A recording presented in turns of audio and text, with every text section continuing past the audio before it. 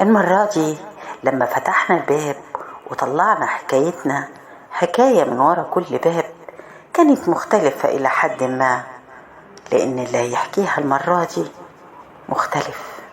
راجل. الحكاية حكاية راجل، هو اللي بيتكلم عن نفسه.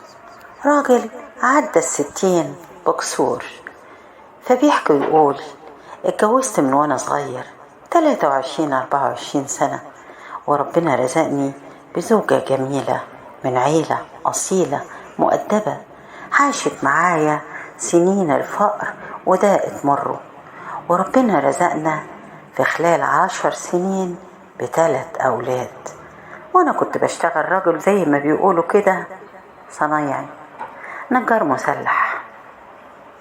كنت مكفي بيتي على قد ظروفي ومبسوطين، وجات لي فرصة سفر لدولة من دول الخليج. وانتوا عارفين دول الخليج زمان كانت ايه، وبتعمل في اللي يسافرها ايه، وبتبقى حياته ازاي. وبدأت حياتنا تتحسن ولله الحمد، سنة ورا سنة، والعيال بدأت تكبر في العز، ملحقتش تدوق الفقر ولا المر، والحمد لله اللي دقته الأم بس. وهم كبار شوية، يعني سن 8 سنين 7 سنين 4 سنين. نزلت أجازة في سنة من السنين مع واحد اتعرفت عليه هناك في السعودية، وعزمني في بلده محافظة جنبينا، ورحت زيارة. واتفاجئت في خلال يومين من وانا عندهم في زيارة اني بتدبس. ايوه بتدبس في جوازتي من اخته المطلقة اللي معاها بنت. معرفش ازاي في يوم وليلة قدرت اقتنع ان حقي واتجوز، ويعني سبق لها الجواز واتجوزتها. وبعدين قعدت كام يوم معاها وسافرت، رجعت مكاني عند زوجتي واولادي وبلغتها، ما دارتش عليها. كنت فاكر ان دي قوة، وان الراجل بجد هو اللي ما يهموش حاجة ويتكلم بعين قوية ويقول ده ابسط حقوقي. انهارت وبكت وصعب عليها نفسها، لكن طلعت عاقلة، لا سابت بيتها ولا ولادها ولا اتحركت. ويوم مع يوم هديت وصفيت وفوضت أمرها لله فيا، واستسلمت للأمر الواقع.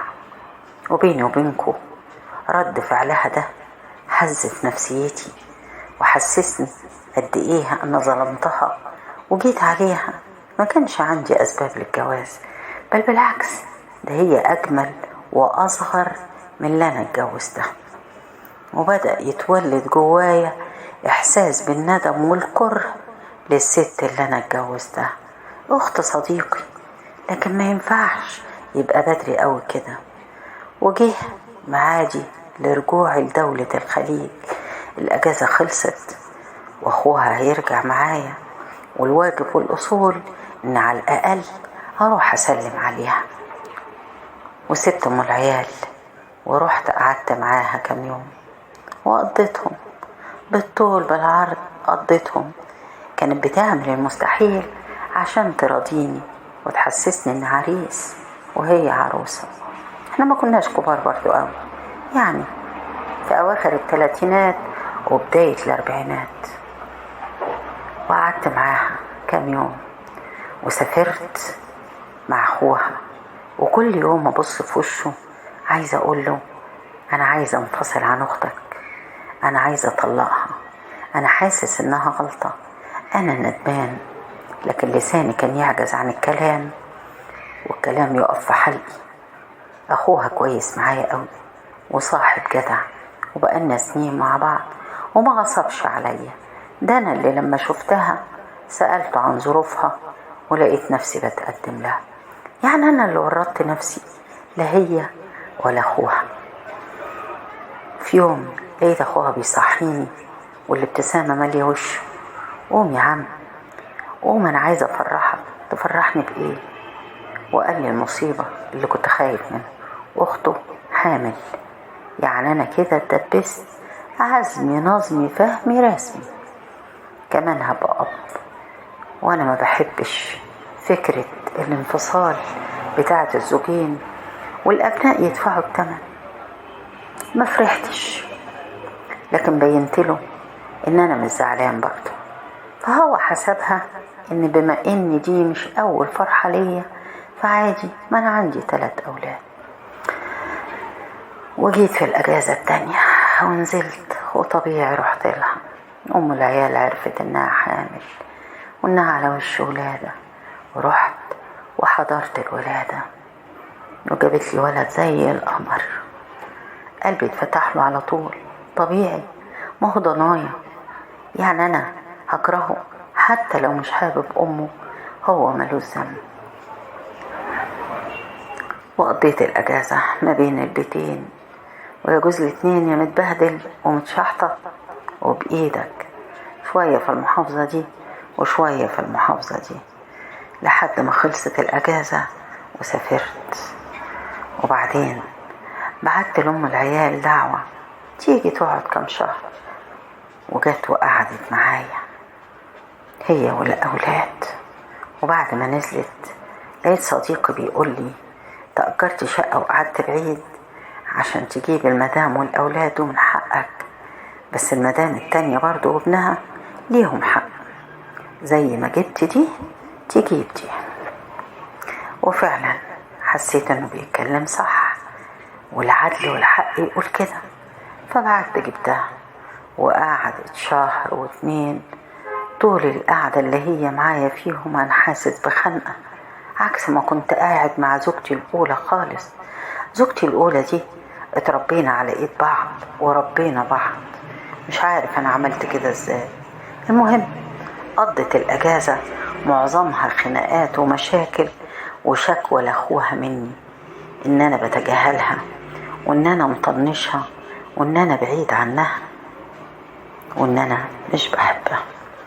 وأخوها جه اتكلم معايا وصارحته، قلت له إن كان على الحب فقلبي ما يعرفش غير زوجتي الأولى، بس زي أي راجل متجوز وخلاص، أنا ما ظلمتهاش ومش هظلمها. وزي ما تقولوا كده أخوها حتى لو مش مقتنع بكلامي مش هيقدر يعارضني فيه، القلب له أحكام، بس أحكامه من صاحبه مش من اللي حواليه. ونزلت، وبعد ما نزلت بشهر بعتت لي رسالة إنها حامل تاني. يا نهار أبيض، طب إيه ده اللي أنا فيه ده؟ ما علينا، هي خلاص بقت تدبيسة، عيل زي 2 زي 10. وبقيت كل سنة أبعت زيارة لأم الأولاد مرة وهي مرة، لحد ما جت في سنة من السنين 4 أو 5 سنة والمشاكل كترت بينا قوي، لدرجة إن كنت بصور على الأولاد واضربهم، كانوا صغيرين 5 سنين و3 سنين. العيال بدأوا يبصولي بصة الخوف والكره، خفت عيالي يكرهوني، فقررت أنزلها بلدها وما جيبهاش دعوة تاني أبدا. وفضلت سنين عمري كله اللي في الغربة أكتر من 20 سنة، وأنا لما أنزل أجازة أقعد عندها 2-3 يوم، وعند الأولى أجازتي كلها حتى لو 2-3 مش حاسس بألفة ناحيتها. يمكن اللي كان بيوديني 2-3 الأولاد، خاصة إن كان فيهم بنت وأنا كنت محروم من البنات.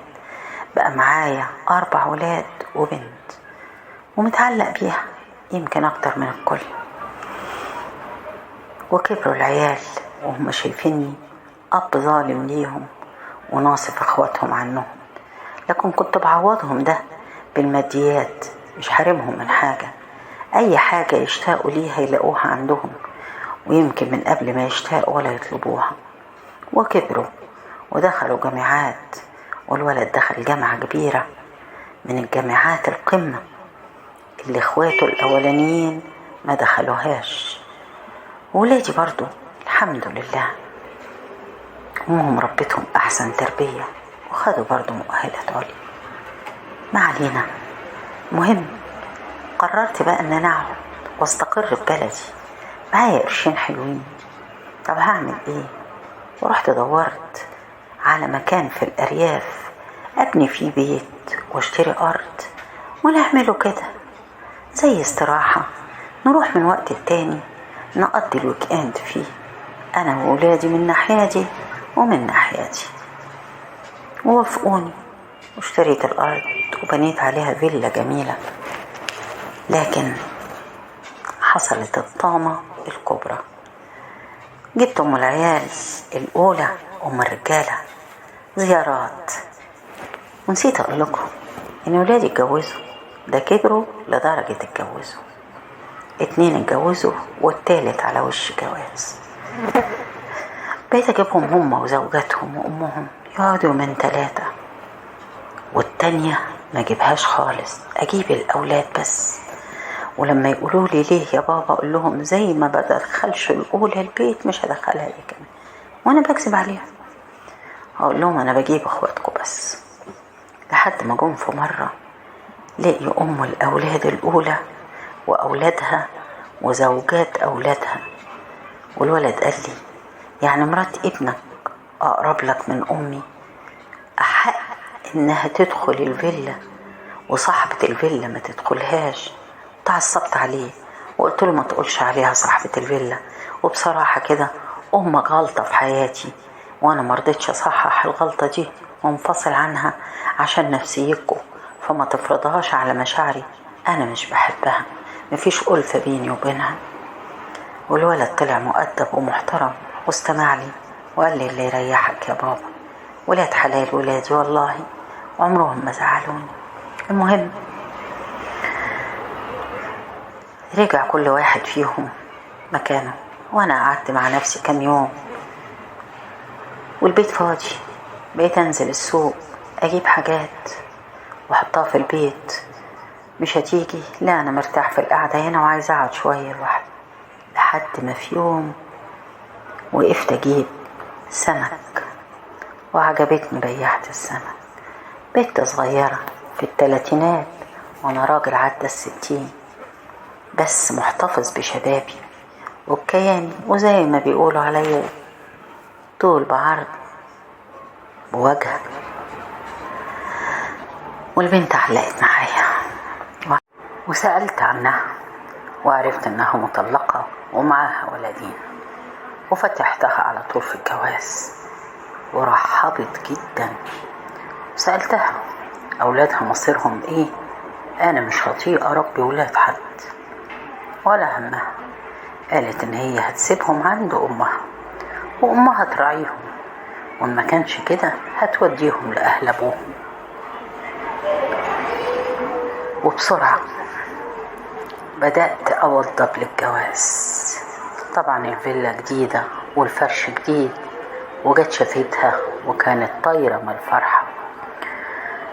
وفي يوم كاتبة الكتاب جبتها وجبت أهلها، والمأذون قاعد وإحنا بنكتب الكتاب، وهو حصل اللي ما كنتش متوقعه.